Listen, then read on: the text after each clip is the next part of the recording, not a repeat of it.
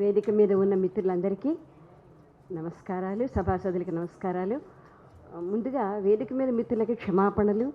చాలా ఊరి చివర ఉండడము, అనుకోని అవాంతరాలు, వాహనం దొరకపోవడం వగైరా ఈ నగరంలో ఉండే సమస్యల వల్ల నేను పడిన ఇబ్బంది కంటే సభా నిర్వాహకులకి మిత్రులకి చాలా అసౌకర్యం కలిగించి ఉంటాను, మన్నించాలి.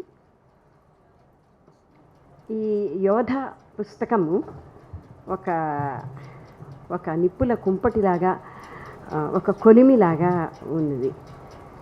మాతృత్వం, మధుర భావన అంటూ మనకి సహస్రాబ్దాలుగా మన మెదళ్లలో కూరిన సగం సగం నిజాల్ని సమస్త స్త్రీలోకాన్ని అంధకారంలోకి, ఒక చీకటి గుహలోకి నెట్టుతూ వచ్చిన ఇటువంటి మిత్ని, కుహనా భావనల్ని, బండరాళ్ళ లాంటి కథలతో బద్దలు కొట్టిన సంకలనం యోధ. 9 నెలలు మోయడం, భూమి మీదకు ఒక ప్రాణిని తీసుకురావడం అనే ఒక అతి సామాన్యమైన బయోలాజికల్ వాస్తవం చుట్టూ నీటి బుడగల ఇంద్రధనస్సులు చాలా మెరుస్తూ మనల్ని భ్రమింపచేశాయని సూటిగా చెప్తున్న కథలు ఇందులో చాలా ఉన్నాయి. అయినంపూడి శ్రీలక్ష్మి గారి తుది నిర్ణయం, నాకు బండారు విజయ్ గారు సజెస్ట్ చేసిన పేజీల లిమిట్లో ఉన్న కథల్ని ఒక స్పర్శ మాత్రంగా చెప్పదలుచుకున్నాను. అయినప్పుడు శ్రీలక్ష్మి గారు ఇవాళ తమకంటే ఉన్నత స్థానాల్లో బిడ్డల్ని చూసుకోవాలన్న తాపత్రయంతో శారీరకంగా, మానసికంగా, ఆర్థికంగా అతి సామాన్యమైన స్థాయిలో పెరిగిన తల్లిదండ్రులు వాళ్ళ ఉద్దేశపూర్వకంగా కానీ, పిల్లల బలవంతం వల్ల కానీ అతలాకుతలమైపోయి పిల్లల నిరాదరణకి, చివరికి పిల్లల నిరాదరణకి, మోసపూరితమైన ప్రవర్తనకి ఎలా గురవుతారో ఆవిడ చాలా చక్కగా బొమ్మ కట్టారు.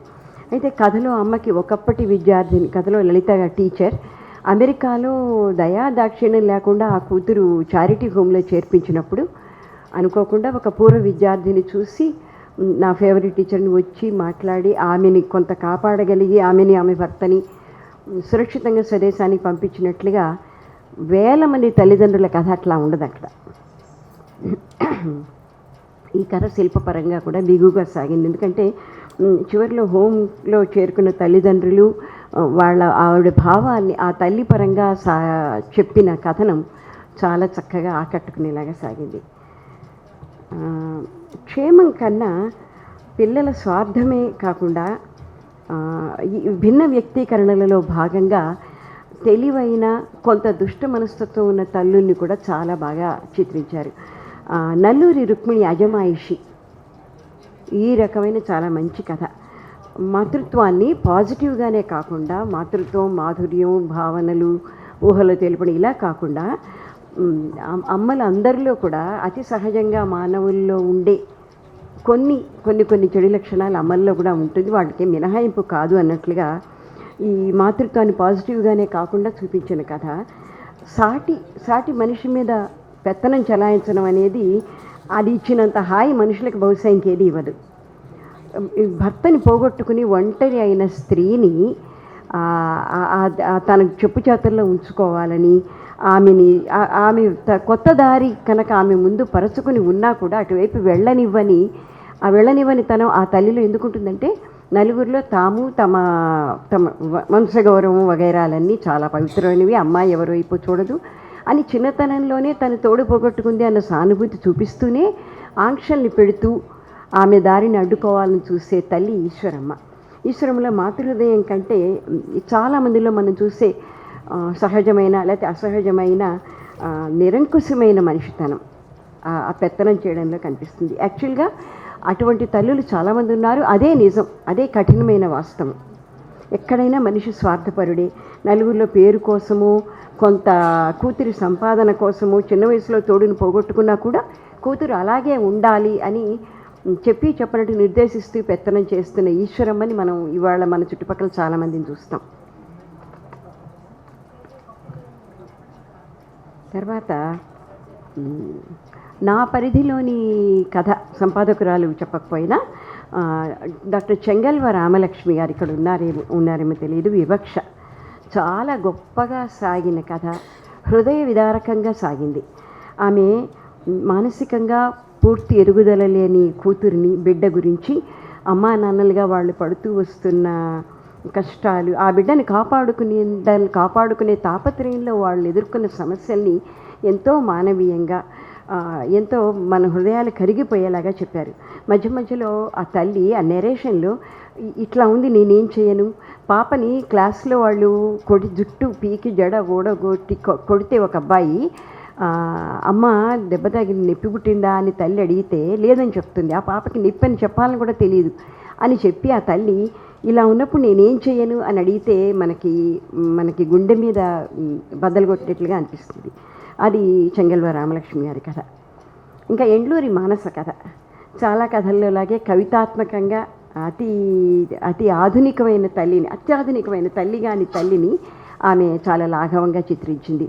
ఎంబ్రియోని ఫ్రీజ్ చేయడము, దానికి తన సహచరుడి సహకారంతో వాళ్ళు ఇంకొక 2 ఏళ్ల తర్వాత ఇంకా కెరీర్ బిల్డప్ చేసుకుని అప్పుడు పెళ్లి చేసుకోవాలి, కానీ అప్పటికి ఇంత ఆరోగ్యవంతమైన శరీరాలు ఉంటాయా, మాతృత్వం పితృత్వం ఉంటుందా అని ఎంబ్రియోని ఫ్రీజ్ చేయడం అనే దాని మీద చివరికి అవన్నీ కలిసి ఆమెకి ఎంబ్రియోని ఫ్రీజ్ చేసే వరకు చాలా ధైర్యంగా కెరీర్ ఓరియంటెడ్గా ఉన్న ఆ అమ్మాయి అప్పుడు ఇంకా భరించలేకపోతుంది. తెచ్చేసుకుందాం, మనం పెళ్ళి ఇప్పుడే చేసుకుని ఇప్పుడే ఎంబ్రియోని మళ్ళీ నా గర్భకోశంలో నేను ఉంచుకుంటాను, నేను కంటాను అన్నప్పుడు అతను ఒప్పుకోడు. అయితే సంపాదన పట్ల, హోదా పట్ల, కెరీర్ పట్ల ఉన్న ఆకాంక్షలు, ఆశయాలు అలా ఉండగా అవి ఏవి తల్లితనాన్ని దెబ్బతీయలేవని అమ్మాయి గ్రహిస్తుంది, అలా అనుకుంటుంది. తనకు తానే గొంతు కోసుకున్నానని అక్కడ ఆసుపత్రి మెట్ల మీదే అమ్మాయి కూలబడుతుంది. లాయర్ గుమ్మం మెట్ల మీద ఎందుకంటే లాయర్ చెప్తుంది, మీది కన్ఫామ్డ్గా సొసైటీకి అనుగుణమైన నిర్ణయం కాదు కాబట్టి, ఇప్పటికి సహచరులుగానే ఉన్నారు కాబట్టి ఇప్పటికిప్పుడు మనం దీన్ని ఏమీ చెయ్యలేము, పైగా ఒక సొసైటీలో పెళ్ళి అనే ముద్ర కలగని జంటకి ఇట్లాగ ఎంబ్రియో ఫ్రీజ్ చేయడం అనేది చట్టం ఒప్పుకోదు, దానికి మీరు ఒప్పించిన ఆ నర్సింగ్ హోము, ఆ ఫెర్టిలిటీ సెంటర్ కూడా రిస్క్లో పడుతుంది, ఎవరం ఏమీ చేయలేము అనేసరికి ఆ అమ్మాయి నిస్పృహతో కుప్పకూలిపోవడం అనేది మానస చాలా బాగా చిత్రించారు. తర్వాత మనం ఇటీవలనే కోల్పోయిన సాయి పద్మ చాలా కళ్ళనీళ్ళు తెప్పించే కథ రాశారు. కొంత ఆటోబయోగ్రఫికల్ ఎలిమెంట్ ఉన్నప్పటికీ ఆమె సంగీతాన్ని, జీవన ప్రవాహాన్ని చాలా సమర్థంగా సమన్వయం చేస్తూ పోల్చి చెప్పడం అనేది చాలా బాగా చేశారు. కథ కూడా ఒక ప్రవాహంలాగా ఆమె శైలి చాలా సరళంగా చక్కగా సాగింది. పిల్లలు రాగాలు లాంటి వారేనమ్మా అని సంగీత మాస్టర్ చెప్పిన అటువంటి కోటబుల్ కోట్స్ ఈ కథలో చాలా ఉన్నాయి. ఇంకా మణి వడ్లమాన గారి కథలో జానకి, డాక్టర్ తాళపల్లి యాకమ్మ తీర్చిదిద్దిన తిరుగుబాటు వీరనారి, గ్రామీణ మాదిగ స్త్రీ ఎల్లి నిస్సహాయ స్థితిలో ఎలా తిరగబడిందో, శోభారాణి లక్ష్మి కూడా అటువంటి పాత్రే. తర్వాత పొద్దుచాలని మనుషులు పద్మకుమారి అద్భుతమైన స్త్రీమూర్తిని చిత్రించారు. అందులో బొమ్మ కట్టిన సులోచన, ప్రమీల, ఆ 2 పాత్రలు మరపురాని మనుషులు మనకి. ఇక ఇవాల్టి పిల్లల దుందుడుకుతనము, పబ్లకి, బార్ల కల్చర్కి బానిసలయ్యి వాళ్ళు పుట్టి పెరిగిన వాళ్ళ తల్లిదండ్రులు, వాళ్ళు పెరిగిన సమాజంలో ఏర్పడిన విలువలని వాళ్ళకి తెలియకుండానే ఎలా ఛిద్రం చేసుకుంటూ వాళ్ళ జీవితాలని చిన్నాభిన్నం చేసుకుంటున్నారో చెప్పిన కథ జ్యోతి వలబోజు చెప్పారు. అది నేరానికి శిక్ష. అది మనసుని కలచేసింది. ఆ తల్లి ఉమ కొడుకు తనకి తెలిసి తెలియని మత్తులో ఒక గ్యాంగ్ రేప్లో అతను ఇరుక్కోవడము, అది తప్పించుకోవడానికి, పోలీసు నుంచి తప్పించుకోవడానికి ఆ తల్లి పడిన క్షోభ మన మనసుని కలిచివేస్తుంది. అటువంటి కుర్రాళ్ళు, అటువంటి చైతన్యాలు, అటువంటి కొన్ని సందర్భాలు అటువంటి అవకాశాలు కల్పిస్తున్న సంస్థలు అవి కూడా మన చుట్టూ చాలానే ఉన్నాయి. ఈ కథల కూడలిలో కన్నీటి ధారలైన నాయికలు ఎందరో ఉన్నారు.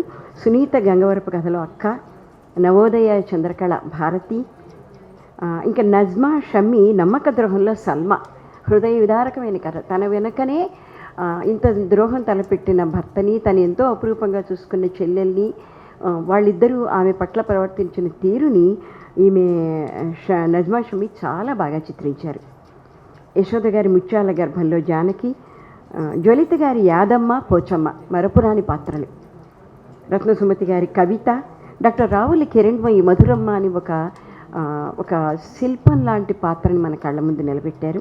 పురిమళ్ళ సునంద వనిజ, గిరిజ పైడిమర్రి శైలజ, ఇవన్నీ మనకి ఈ పుస్తకాన్ని మనం చదివి మడిచి పక్కన పెట్టుకున్నా కూడా మనల్ని హాంట్ చేసి వేధించి విరక్తి కలిగించే పాత్రలు, అట్లాగే మనకి ధైర్యాన్ని స్ఫూర్తిని కూడా కలిగించే పాత్రలు. ఒక్కొక్కరు ఒక బాధల కుంపటి, దుఃఖాల కొలిమి. వాళ్లే కాకుండా సొంత వ్యక్తిత్వాల ధీరలు ఉన్నారు, కష్టాలకు తల ఒగ్గని వ్యక్తిత్వాలు కల స్త్రీలు, తమ కన్నీళ్ళని తామే తుడుచుకుంటూ తమకి తాము వెన్నెలదారులు పరుచుకున్న ధీరలు. అందుకే ఈ సంకలనానికి యోధ అనే పేరు సరితూగింది. అలాంటి సాహస వనితలు ఈ పుస్తకం నిండా మనల్ని పలకరిస్తారు. సంపాదకురాలు బండారు విజయ పడిన కష్టానికి నిఖార్సైన దర్పణం ఈ 500 పేజీలు. దీనికి మకుటాయమానమైన ముందు మాటతో ఓల్గా మనల్లో ఎప్పట్లాగానే మరిన్ని ఆలోచనల్ని, స్ఫూర్తివంతమైన భావాల్ని ఆమె మనలో రేకెత్తించారు. ముద్రణ కూడా చాలా అందంగా ఉంది. ఒక మంచి పుస్తకాన్ని తెలుగు సాహిత్య లోకానికి అందించిన ఈ ప్రచురణకర్తలకి, సంపాదకులకి అందరికీ అభినందనలు. నమస్తే.